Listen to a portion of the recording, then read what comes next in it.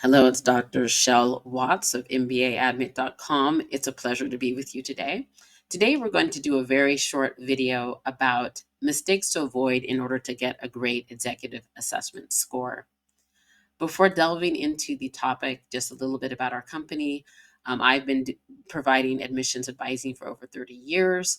Our company predates all of the top EMBA programs, which means that we understand the nuances of the admissions very well, and we bring that to you to help you put together an outstanding application.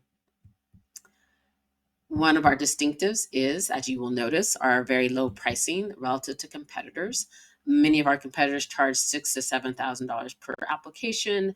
We price around $24.95, and we also are willing to just review your work if you've already drafted and give you as to how to strengthen it. That package starts around $725.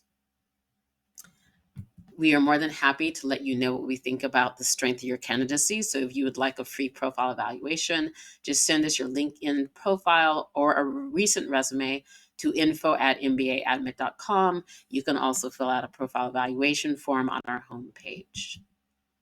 So let's get into the 5 mistakes to avoid.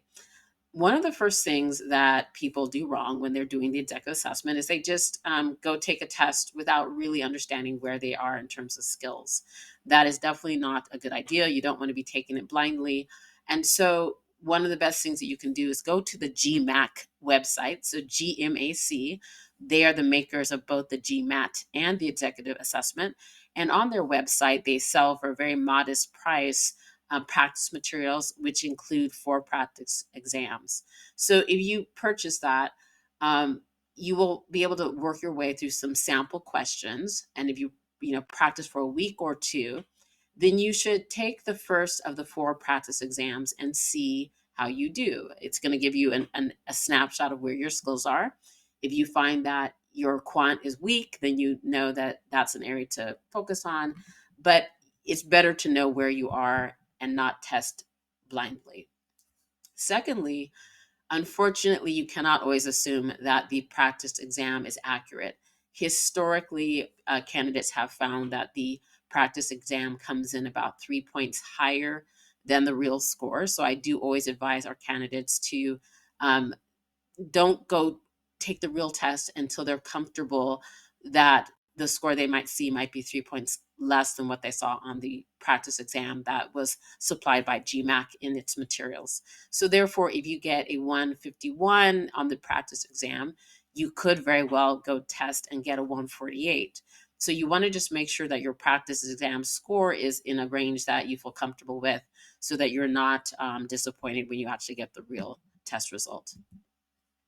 Another mistake to avoid is studying everything equally when it's not needed. So if you take a practice exam and you see that your quant is 8 and you've got 11 on the other areas, then you really need to tailor your studies, target your studies to that area of weakness.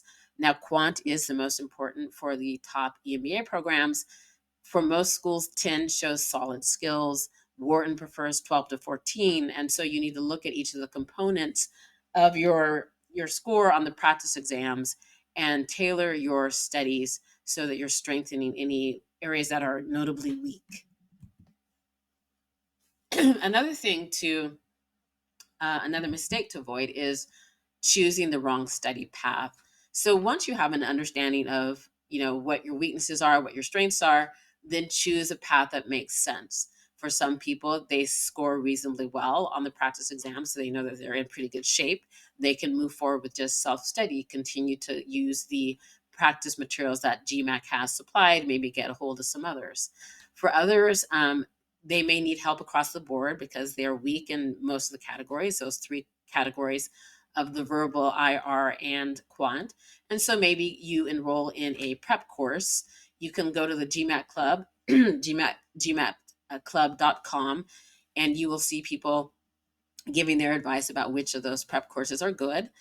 And then some people will choose to do a one-to-one tutor. That's especially maybe appropriate if you have one particular area where you need to build up, say, quant, and some of those concepts are new to you.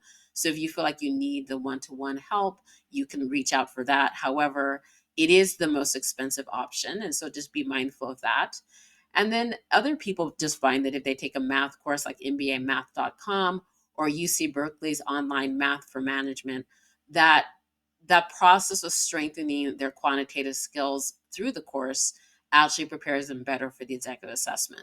So you need to think about, which of these is the right path for you given where your skills are. And then the fifth mistake that I want to talk about is squandering the GMAC practice exams. So you only have 4. So you do not want to just run through the 1, 2, 3, 4, one after another if you're not scoring well enough. So what you want to do is if you take that first exam, the practice exam, and you find that you're not happy with your score, you should study well before you take the next because you will run out after the 4. And so you do want to use the GMAC ones to gauge where you are. And so pace yourself. That's the biggest thing to say is pace out the use of those practice exams so that you don't zoom through them and you're still not scoring where you want. And then now you don't have additional practice exams that are supplied by GMAC. So those are, tips that you can employ to try to get on a path to get a great executive assessment score. We're going to actually do another short video tomorrow just to help you understand other mistakes to avoid as you get closer to the day and on the test day so that, again, you maximize your odds of getting a great score. So please join us for part 2, mistakes to avoid, so you get a great executive assessment score. Thanks for joining us today. Please do reach out to us. We have plenty of other webinars on our website, so you can take a look at all the things that we talk about, from overriding a low GPA to mistakes to avoid in the overall EMBA admissions process. And don't forget, feel free to reach out to us should you like a profile evaluation. Thank you so much for joining us today.